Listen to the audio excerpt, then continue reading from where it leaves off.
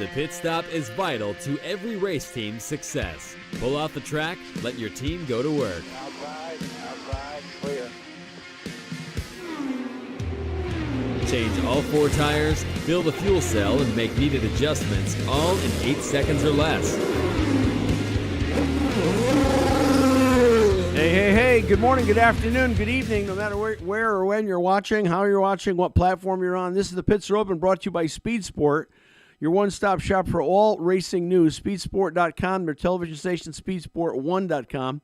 Also brought to you by Redline Ace, your one-stop shop for all racing graphics, cars, helmets, hero cards, haulers, uniforms, you name it, they do it right in Speedway, Indiana, just minutes from the great track, the Indianapolis Motor Speedway. Will Murata, your host, Alex Smith, our gameful producer and engineer, ready to go. You look quite dapper today, Alex. That's a new creation you're wearing there. It's actually quite dressed down for. Is it? Yeah, I noticed you have white socks on. I won't tell anybody, but anyway. Hey, and also please go to our website, thepitsareopen.com. Sign up for our newsletter if you're not already. Very quick to do that. There's a bar across the top of the page, pitsareopen.com. Click on, and all we're going to ask you for is your name and what town and state do you live in. That's it. That's all we're going to do. And your email, of course. So do that. Some news to go over. We had a test today, at the big speedway in Indianapolis. About 4 or 5 cars, nothing earth-shaking. I mean, it was just people were testing different kinds of things. Nothing really happened. It was kind of a boring day there. Except for the fact that there's IndyCars running on the greatest track in the world in October. It was a boring day. Let's see what else. Brad Sweet. Now, Brad Sweet is a legend, high-limit racing champion, co-owns a team with Kyle Larson, won 5 consecutive World of Outlaws championships, won the 2024 high-limit title. Brad's retiring from racing full-time. You know, he bought a team. We told you that not too long ago. Bought a track. And it looks like he's going Tony Stewart. He's going to be an owner and spend more time being an owner than a driver. But then Stewart jumps in anyway, so it's hard to say. Other news today that broke was AJ Foyt Racing moving into Indy for next season, 2024. They've partnered with a strategic alliance with HMD Motorsports. This isn't surprising. HMD ran like 9 cars last year. So I think probably they didn't want to get rid of the crew that they hired. They didn't want to get rid of the cars. And so a lot of teams, our good friend Don Cusick has partnered with HMD for 2 cars. Now Foyt is partnered. I'm going to see if they got any left over. Maybe we'll partner with them. I don't know. We'll see what we can do there. So that's good. And exciting weekend. I guess Max Verstappen won the Formula One race, which is pretty cool, bringing Red Bull back into victory lane, top of the podium.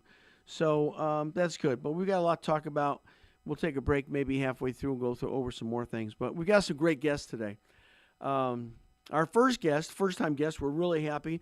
Found I don't know how. I think I saw her first on LinkedIn, and launching this incredible platform, a brand new platform called Racership.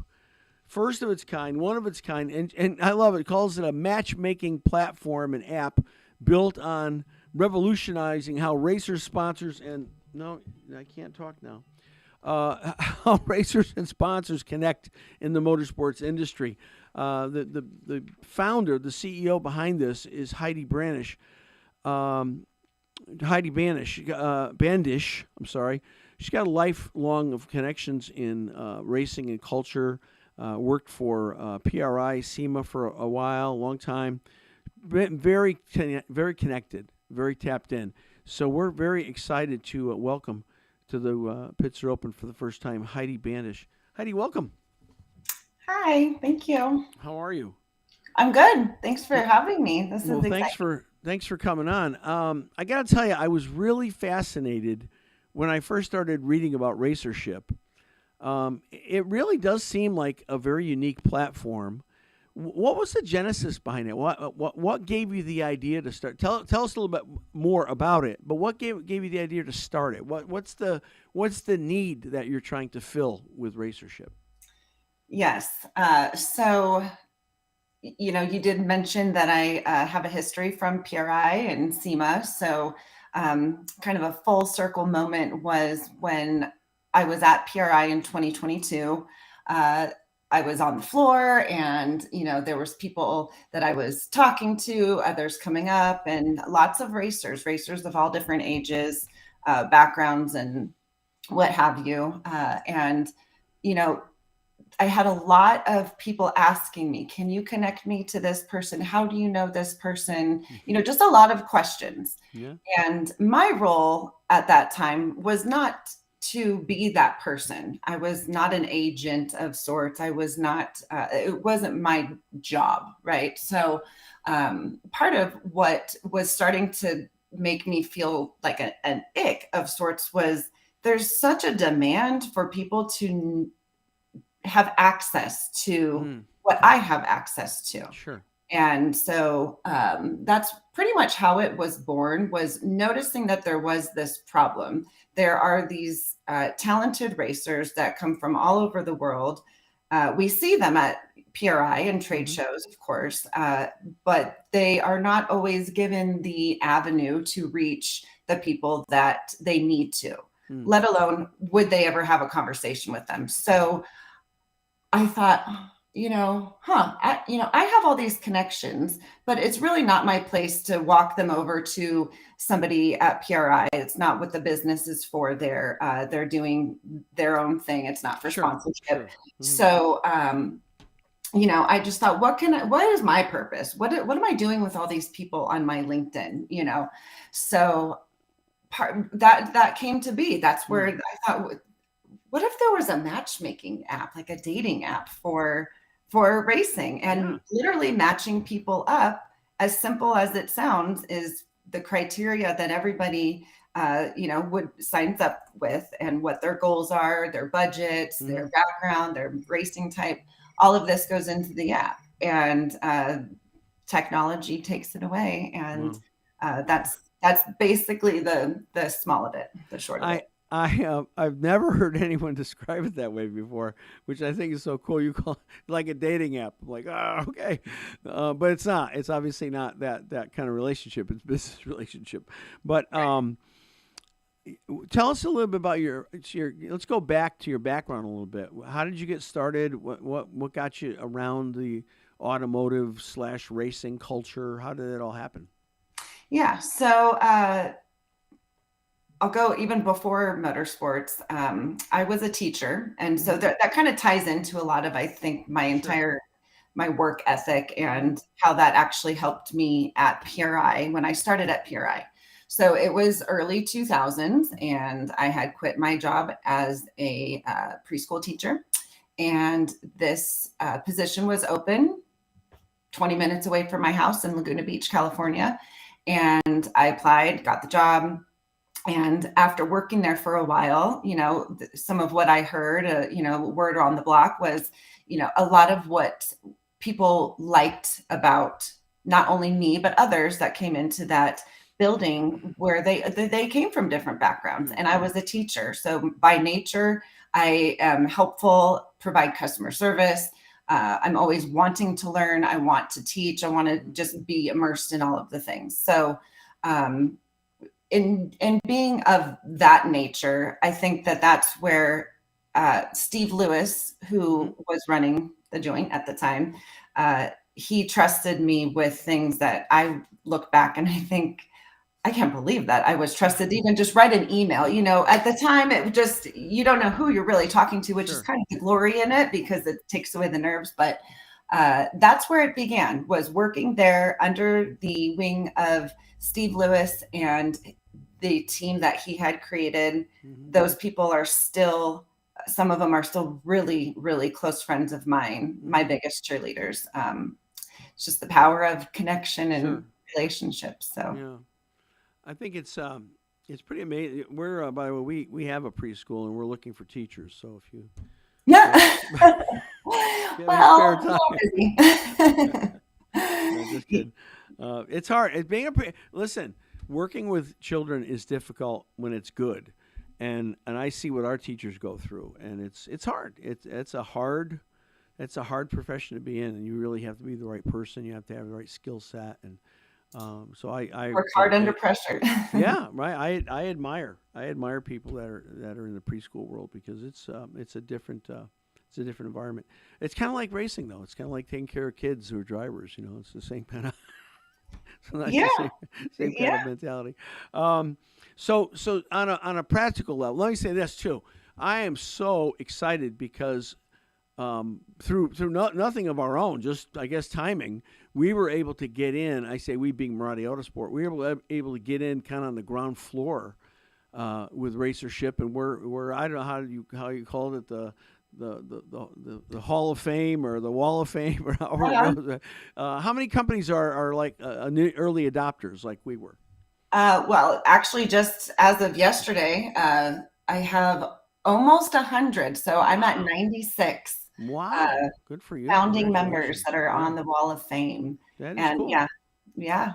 So it's so hard. I know because of software things that we work on all the time. It's so hard to build a platform. There's so much behind the scenes things that are taking place and going on. But now that you're there and the site is up and I guess is it 100% operational? Or are you completely operational at this point? Where are you at right now? So the website itself is where people can go to learn about it. Of course, it's going to be where people can sign up and join, like how you did. But the actual app itself is in development. Okay. I have strategically planned for it to have a launch at PRI, going back to the full circle moment where my motorsports career began there. And now I'm going to start something brand new that I want to be born there, I guess you could say. So the MVP of the app, which is basically the most valuable players of when you develop an app, that's going to be live, which are going to be able to allow people to sign up and activate their memberships. Okay. And that's of each kind, the racers, the brands, and the mentors, and they can start building their profiles, their dynamic profiles for each entity. Be exciting for the racers to finally get their decks up there, their race results, and start really connecting with the community.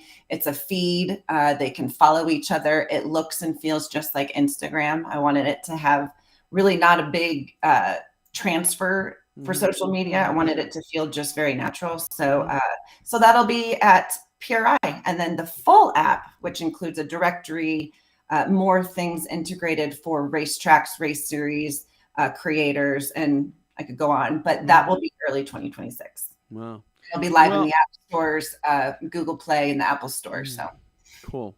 I'm excited because you mentioned PRI, and of course, I know you're going to be there. We're going to be there, and we're almost neighbors.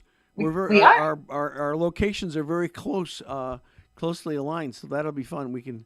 Yeah. Hopefully you'll come over and do an interview with us while we're on the air. We're gonna do a lot of live stuff. We're gonna do a lot of live to tape. We're gonna do some recorded stuff. So that's gonna be good. What's your now you're launching at PRI. What expectations do you have going into PRI? For those of you who don't know, performance racing industry is probably the largest pure racing trade show in the country. There'll be 50,000 people there at Indianapolis Convention Center. It bleeds into the Lucas Oil Football Stadium as well, so it's not bleed, it's full force over there, and it's a 3-day event. I mean, it's just amazing what goes on there, and you'll see team, you'll see mechanics there, you'll see owners of companies there, you'll see drivers there. I mean, everybody that's in racing at one point you'll see milling around during the 3 days. It's really exciting. So what is your primary goal or set of goals that you have when you launch this at PRI? Well, honestly, the first and foremost is to bring it to the industry, put it in front of people's faces, allow them to view it, demo it. I'll have laptops and iPads up so that people can literally sign up right there themselves, or I can walk them through. I'll have the mock-up screens that are not going to be available in 2026 there. But honestly, to get people excited, because like I said before, when this idea really started to form in my head and all of the reasons why, what my purpose is and what I've been doing for almost 20 years, I want to share that, and I want people to feel the same thing. So 20 you know, years. they'll make it When did you start? When you were 5 years old? 20 years? I was in my 20s. Hold that thought. Hold that thought. We want to honor one of our sponsors for a moment. Hang on. We'll be right back. Okay. This segment is brought to you by Schaefer Manufacturing, America's trusted leader in oils and lubricants since 1839.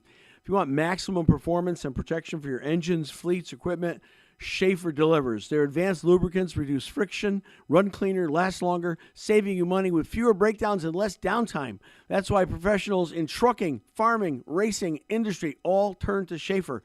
Don't settle for average. Give your engine the premium care it deserves. Learn more about it at SchaeferOil.com. That's SchaeferOil.com.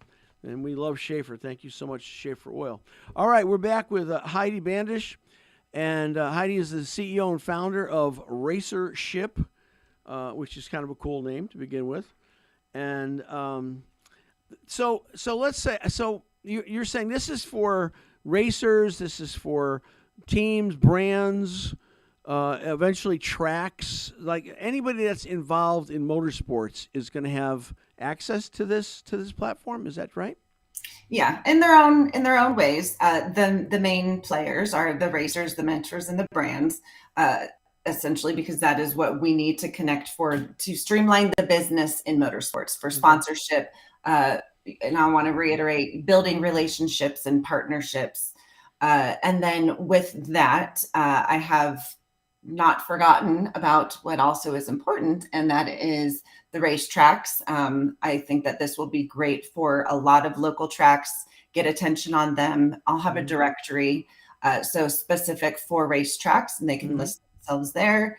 And then also for race series, they're an interesting caveat, because not only are they going to be looking for sponsors as well, but they're also out looking for racers and new people to add to their series. So this gives them a platform to have vetted racers, and they can follow who they would like and whatnot. But it's also going to be able to have. I want there to be access for the photographers and the creators. And also students, the industry is not just the racers and the brands. There's a lot more that goes into creating this industry. And that's, in the pits and the paddock and all of the marketing and the financial stuff. And, the business behind motorsports is huge. So there's some ways that I'm going to, weave that all in, and that's more to come. So that's exciting for the future. But so PRI is going to be fun. I have some exciting news that I will be announcing as far as who's going to be on at launch and who's helping me really, carve this out so that it's perfect as can be. And there's going to be some big companies that will be walking through the booth and have, vocally, embraced it and said that they want to, join in and sit there and say hi and just be part of this movement in a whole different way, and just have conversations and allow that to be the space for it. Good. I mean, I know you've been working on this for a while. What would you say are maybe some things that you did expect or didn't expect? What were the biggest surprises for you? Anytime you take on something like this, brand new, big, powerful, digital, there's always things that, like anything else, just don't sometimes necessarily go the way you think they may, or maybe go better than you think they. So what are some of the things you've learned along the way with this journey? So I think I'll start on the positive side of the things that go well, and what I was least expecting or just came out of nowhere. And that really is allowing who I am at heart, which is a very creative person, to just take off. And when you find a good developer and you find a group of people who believe in you and give you, full reins, it is amazing how well it does come together. And I'm going to go back to the fact that nobody can do anything on their own. You need an army around you. You need support. You need guidance and people that know more than you do. And that's where it's become what it is. And it's amazing. I've taken 10 tips from other really great apps and platforms such as Airbnb and Turo and rover.com. So there's these things in there that I've been able to just integrate into racership and make it something that will work for motorsports. And so I would say that's, something that's amazing, seamless. Yeah. But, I don't know. I think on the flip side,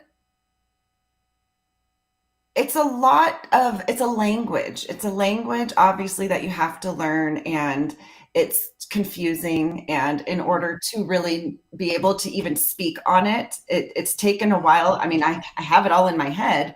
And of course, I've created every little bits and piece, and you push this button and it goes here and all of the things. But when you put it into code, or when you put it into how to express that in a completely different way, made it feel very choppy for a while. But I really am excited and happy the way that it's become, because the prototype is what I've been able to show people, and that is what the app will be. So it's just a lot of work. It's late nights, in the middle of the night, writing something down in my notes in my phone. Anything. I'm just obsessed with it. So yeah, well, you need to be for be successful. That's what founders. That's how they function, right? How did you come up with the name? Why racership? Well, as fun as it sounds and as simple as it sounds, there's mentorship, there's sponsorship, there's friendship. So I thought, racership. There's actually a really good friend of mine who I'm going to give that credit to, and I don't know if he would want me to say his name on here, but he actually is the one that gave the full name. So we were kind of talking about it, and it's how it became what it is. And so it just makes the most sense. I think it's fun, and it's appealing to all ages, because the app is for all ages. It's going to be able to allow young children and their families have access to a safe platform, unlike current social media, where they can choose how much control they have over their child's profile. They can check in, they can get a notification if they get a request for a DM, and all of these different things. Again, I could go on forever, but racership just makes sense. So it's all of the things that ship together. Yeah. So let's look at it from a driver's perspective. Okay, so the driver comes, creates his account. What's the driver experience going to be like, and what's the driver there? What's he looking for? Why is he there, and what's he looking for? Yeah, so I mean, the driver himself, he could be brand new and knows nothing, just knows that they want to get into racing, and there's a good amount on the founding wall that are of that genre. They could be in the middle point. They could be already currently professional racers, but they're looking to brush up on their skills, always advancing, always learning, and also wanting to give back. Racers can also be a mentor and combine their profiles, because they have something to share. There needs to be as much information and resources out there for the rookie level, the grassroots level, the people that don't know anything. So as many people that want to give their knowledge and share that is where that will fall into place. So a racer can be a mentor as well. It can also be for, one of the highest profile racers out there who want to use this as a platform to encourage others, show them what they're up to, and also give back in their own way, and have a motorsports exclusive hub. This is designed and created exclusively for motorsports to flourish in the community. Now, I say that doesn't necessarily mean that it's only brands and sponsors that have to be power sports or motorsports.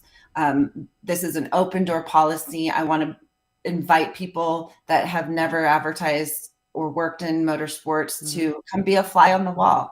I've created the memberships for the brand side to be in different tiers, and the first one is free. They can come on and they can literally be the fly on the wall, which is great for them.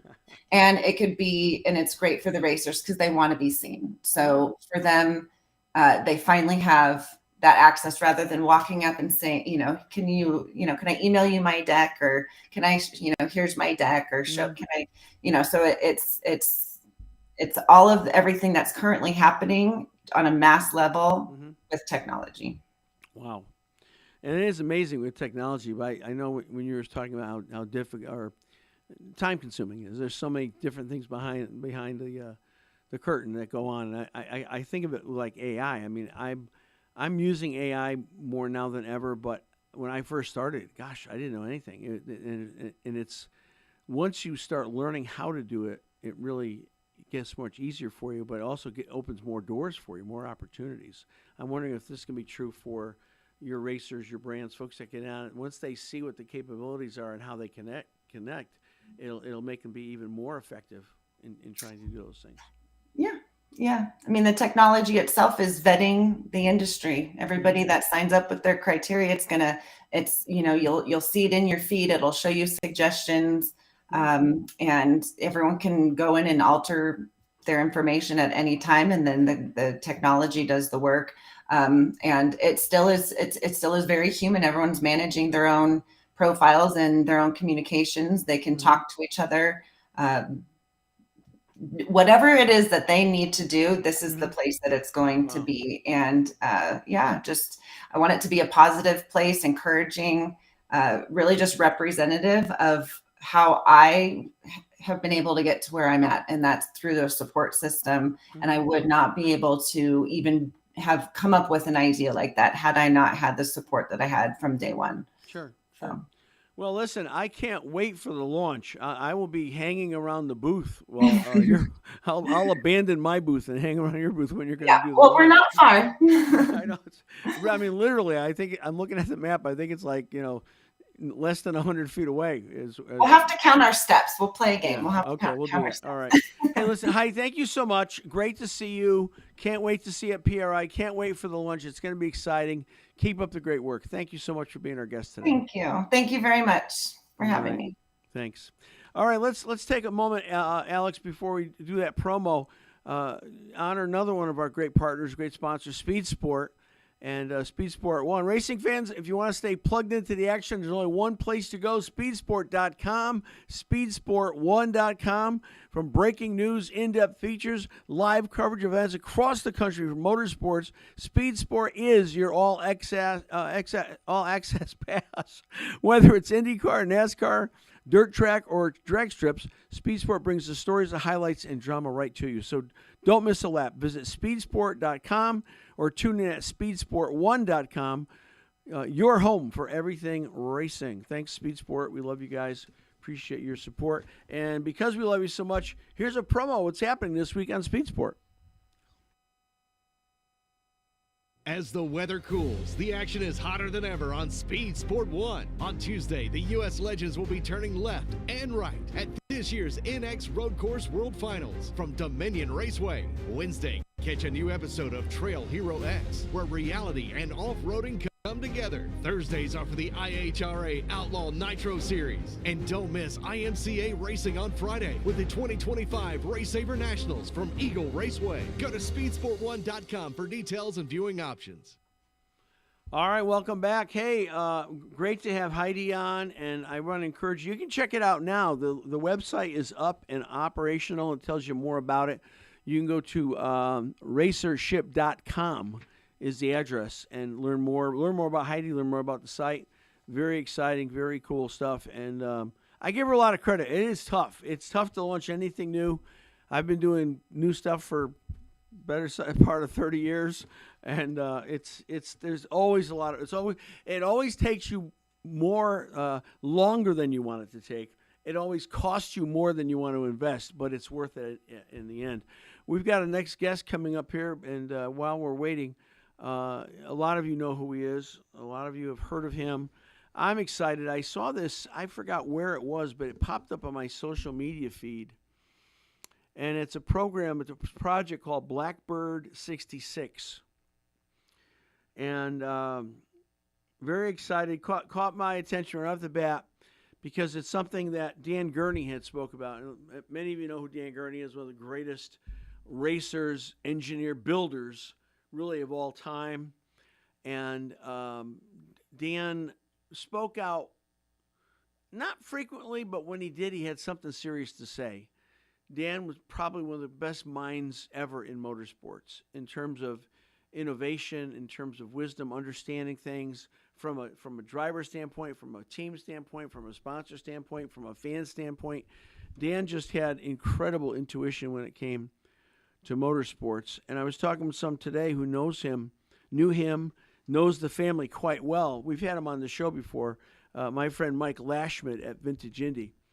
And I was talking about this BlackBird 66 project with Mike, and I'm excited about it. I'm really looking forward to the opportunity to kind of unveil it here on the Pitzer Open. I know it's been out for a while. I think, I forgot what Mike said, I think Racer Magazine did a big special on it, big story on it. And we've got some. Alex has got some graphics to show us of the car, of the project. Alex, do you have any of those ready to cue? Let's go to one of them now while we're waiting here for just a moment. It's pretty amazing, and it all has to do with giving driving back to the drivers. I guess I'll say it that way. I think our guest just popped in there. So we'll come back to this show. It's a cool looking car. We're going to come back to it. But this our next guest, ladies and gentlemen, I'm so excited. First time ever. He's a veteran of American open wheel racing, endurance racing. He's done it all. I think he's done stock cars. He's done Pikes Peak. He's done it all. From California. He's also quite smart. He's an adjunct lecturer, teacher at Stanford University, and he brings a wealth of knowledge with an analytical mindset. He's able to really focus on vehicular dynamics. A great racer, 12-time starter at the Indianapolis 500. So really super excited to welcome J.R. Hildebrand to the show. J.R., welcome. What's up, Will? Thanks for having me. Good to see you. I'm great. So I got to tell Me you, I think this popped up a couple weeks ago, and I first saw this BlackBird 66. And the more I'm reading, I'm saying, I can't believe someone thinks the way I do here, because for the longest time I've said, man, it's getting to a point where you could be a really crappy driver and still compete if you have enough money. And it's like, why don't the cars will either hide poor performance, poor talent, or they may not necessarily showcase the best talent because of the dynamics of the car, the way they are today. So tell us a little bit about what got you started on this. Is this the correct BlackBird 66? Is that the project name? Yeah. Yeah. But, the car concept is, the car concept is the Mark 1 under BlackBird 66. Yeah.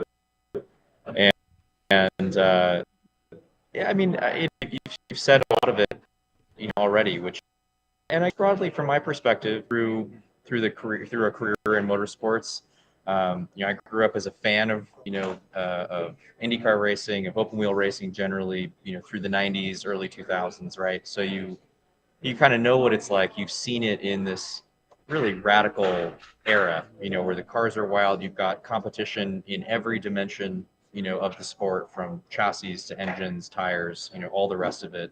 It's this, multi-dimensional thing across kart, Formula One, NASCAR, sports car racing, all of the stuff, during that period of time. And I think what this project is built around is, I think, not specifically to say that this car should be exactly fits as the next IndyCar or the next Formula One car or something like that, but that a car like this deserves to exist, basically. Something that is, instead of being designed for hyper parity, just across the board, is designed to showcase the human in the box, in the most radical way. That's just a thing that is not as clearly visible to the naked eye as it used to be. And I think, for me as a fan and the experience that I've had a driver as well, that's such a core part to just the natural connection that you have with motorsports, is really being able to appreciate being able to appreciate greatness when it's on display, being able to instantly recognize that when it's happening, and some of your words, to unmask drivers, to enable for there to be some different styles that are all fast, and you can tell them apart and you can see them happening.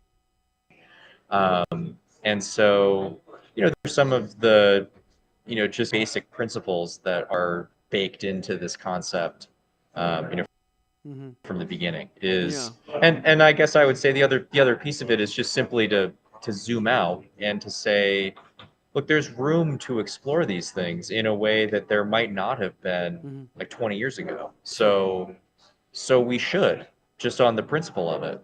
Well, let's talk about IndyCars a little bit because, I don't know. Is it true to say that's where you spent the bulk of your time in terms of competition, IndyCars, or I mean, you've been in 12,500. Yeah, of course. Spanning from 2011 to 2023 so far. Is that right with your IndyCar experience? 22. Yeah. Okay.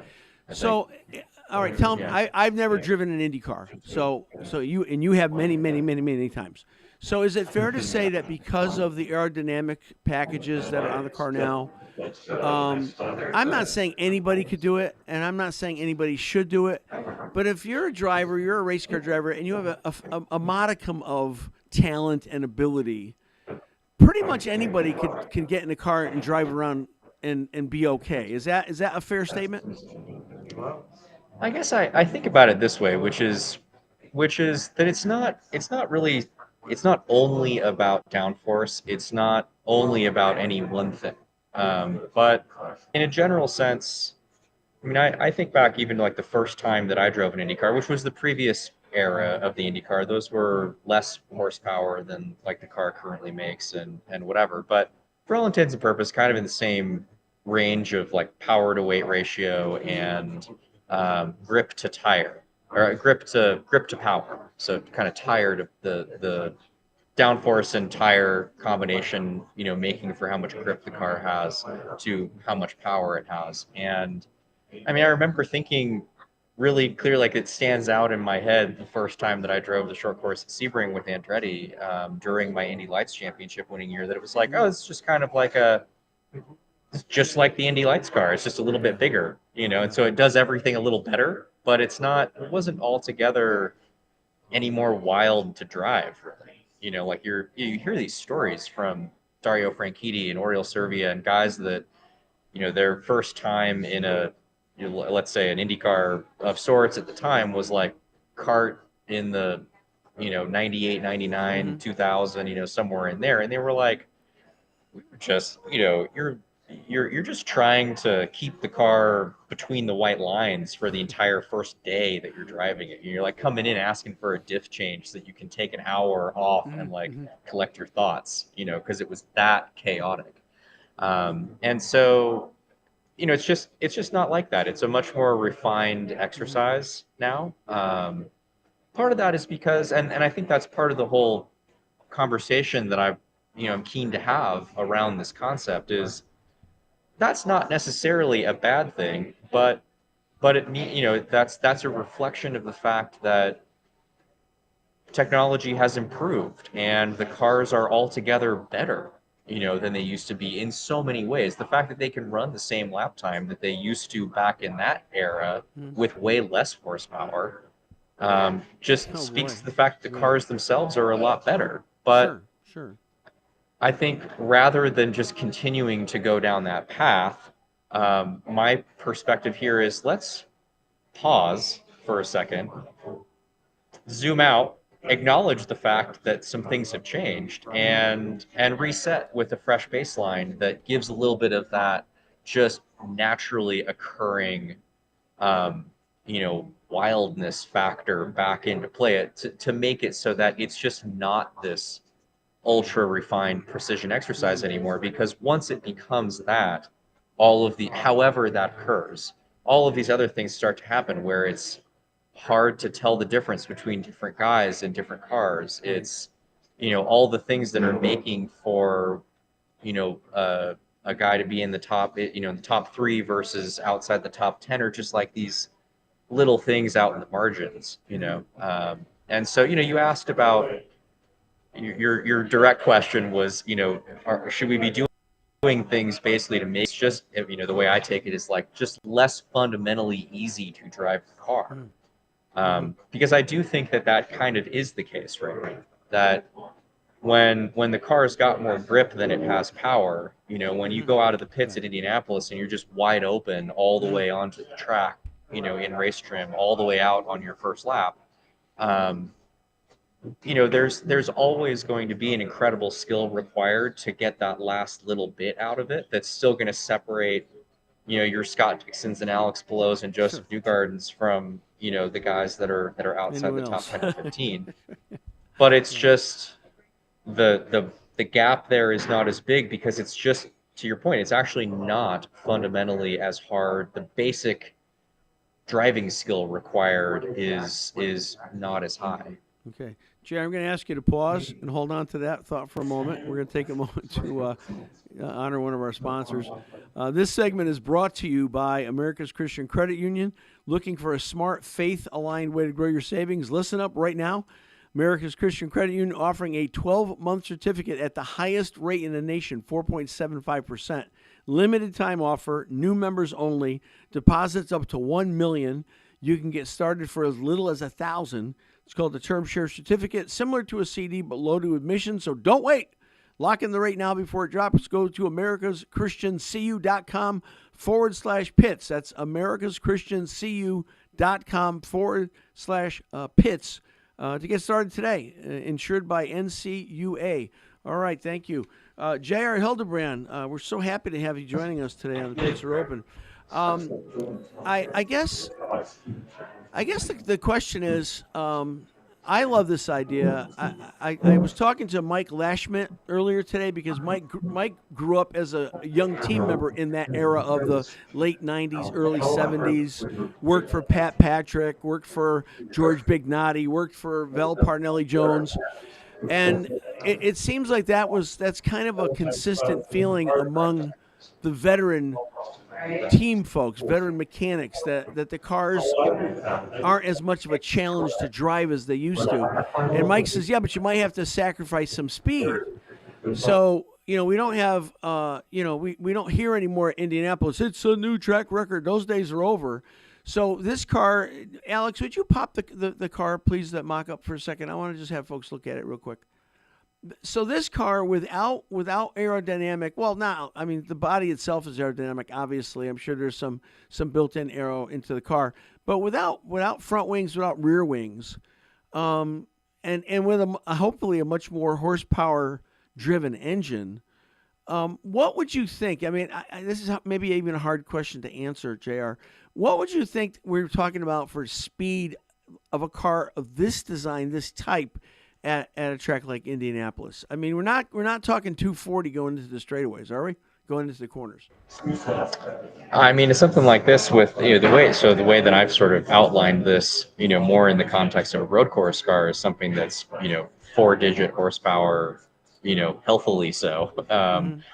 In that context, Indianapolis is just a giant dyno, right? So if the car is light enough and it's got enough grip to there is, this is not fundamentally to say that this car, the design of this car, the ethos of this car is not to have no downforce whatsoever. Right, right. You take away, I think just, so to directly answer your question, something that has 1,000+ horsepower at Indianapolis is going to go 250+ down the straightaway, and Really? no matter how difficult it is to get to through the corner, you're talking about a lap time that is in all likelihood faster than it goes today. Wow. Wow.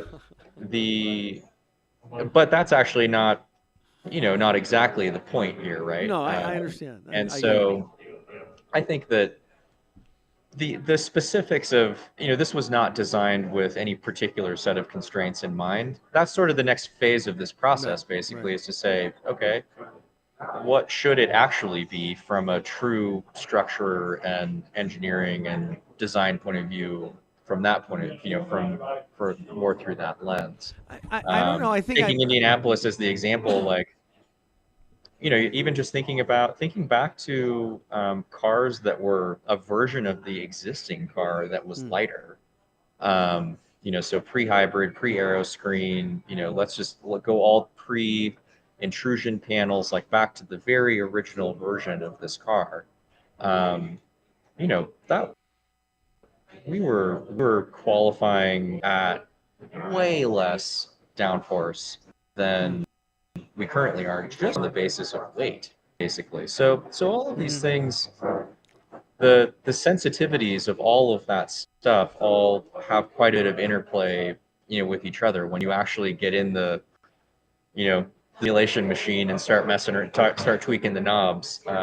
It's clear that at Indianapolis, I mean, even for the current IndyCar at Indianapolis, we're just talking about IndyCar, like even independent of this concept.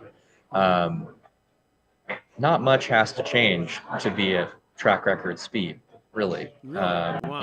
Even you just look at the way that we currently do it. Like, look, cars run around at 221, 222 or something, maybe in race trim, peel some downforce out to qualifying level of downforce. They go 224-ish, maybe 225, on a good day. All they do is turn the wick up a little, and you add 8-9 miles an hour worth of, and that's just getting the car up to its normal road course level of downforce. That would be the same thing would happen again if you just add that much horsepower again, and it's really not that much. So, you're instantly talking about breaking track records just by doing that. I think the problem with that, or the problem that IndyCar currently is up against from that point of view, and I think in part why you haven't just seen that happen, is with the current vehicle formula, you increase power, there's ample downforce to just optimize around that. And so the car generates that extra lap time performance by just going 4 or 5 miles an hour faster around the entire track. Like, the whole curve just goes up. So that means going 4 or 5 miles per hour faster through every corner. 4 or 5 miles an hour faster through the corner at the speeds that we go at Indianapolis. You're then at that point going 230, 231, 232. Probably through turn 1, you're going like 233, 234 through the corner. The difference in going 234 and crashing, and even just 229 and crashing, is not insignificant in terms of the energy that you're taking into the wall, and that starts to have an impact on the viable safety tolerances that of the car, of the track, all of these things. So that's the other, thinking a little bit more about it in the context of just how do we define safety? What are the actual parameters that we're up against? Safety does play a significant role in whether or not we're sort of allowed to pursue track record speed at any given track, right? Right. It has a lot to do with what the vehicle formula fundamentally is for that reason. That's another thing that I've taken a swing at here, basically, with this concept, is let's enable the overall performance to go up, but by doing it in such a way that it's not from cornering speed, because that is the fundamental limiting factor for how we measure safety right now, which is just the potential crash energy. Sure. So, I remember a lot of nuance, I guess, to it, but these are all the things. Well, there isn't, because I remember reading in your website. I can't quote the line exactly, but talking about the engine, right? Something that would scare children, loud, nasty, I mean, back in the day, when I fell in love with IndyCar in the early 70s, we were taking 4-cylinder offies and pumping 1,200 horsepower out of there. I mean, they were beasts. I mean, talk about really the engine beasts. I mean, those were the beasts. But also back then, now when the car, even in qualifying trim, you're pretty much flat out the whole circuit. Back then, there was no such thing. You had a lift. If you're going to get through the car, and maybe even tap the brake to settle the chassis a little bit going in. So do you envision this kind of a car with that same feel to it where you obviously you're not going flat out through the corners and you're having to actually drive and maneuver the car through the corners? Do you see a lift and a brake tap, or at least a lift significant coming through going into the corners? Yeah, I think, were IndyCar to adopt something like that would definitely be, you'd see a greater difference in mid corner speed and the end of the straightaway speed, right? So whatever that, and it would be up to them to decide, how much power are we allowing a thing like this to have, and so how great is that difference, and what does that kind of amount to? But I think it's interesting that you bring that up, like kind of what these things were like to drive in the 70s. It was part of the conversation that I had with Dan Gurney that informed this whole thing. Was he just sort of unsolicited, he brought up the fact that, one of his last races in an open wheel car was, at Ontario in 1970. So that was, think kind of like the Johnny Lightning version of an IndyCar back then. It was turbo offies that were making a ton of horsepower. They had big tires, but it was pre-detached wing, right? And I bring this up because it's like unfathomable as a modern IndyCar driver to think like, oh, just take the wings off and it'll be drivable. You just sort of think like, oh, if we took the wings off, like, No. it's just going to be it would literally be impossible to drive. Is kind of the thought that goes through your head. And so it was interesting to have Dan's point of view on that from having actually done it back then. He was like, no, the car, the tire, everything was designed to be a thing that didn't generate downforce. And so as such, it was actually a great car to drive. You could feel it through the corner. It accelerated like a bat out of hell. But it was more like how you drive a car on a road course, and you felt as a driver, you felt the car work that way also. And so I think, however exactly that would be solved for here, I don't, without going a level deeper into the true engineering of the thing, it's kind of hard to say. I'm not trying to put exact specs on what makes for that, but that would be the idea. Certainly, that's the idea that I have in my head. If IndyCar was asking, is develop a thing that's from the ground up designed just to work that way. And I think where that initially seems like something that might be impossible to drive or absurdly dangerous or whatever, just on the spec sheet, I think it's very possible to end up with something totally contemporary that lives by those principles. That's actually awesome to drive. And just, to your earlier point, separates those who are truly great at it and those who are just showing up with a little bit more easily discernible discrepancy. We only have a couple minutes left, but one of the things I know for sure that Dan wrote about, talked about, was concerned about was cost. Cost of, he knew what it cost to run a team. He knew what it cost to have employees. He knew what it cost to build engines and buy engines, sell engines and chassis. Do you see something like this, JR, as maybe not the intended purpose, but do you see something like the BlackBird 66? I don't know what else to call it. Would that be a way potentially of slowing cost growth down? I think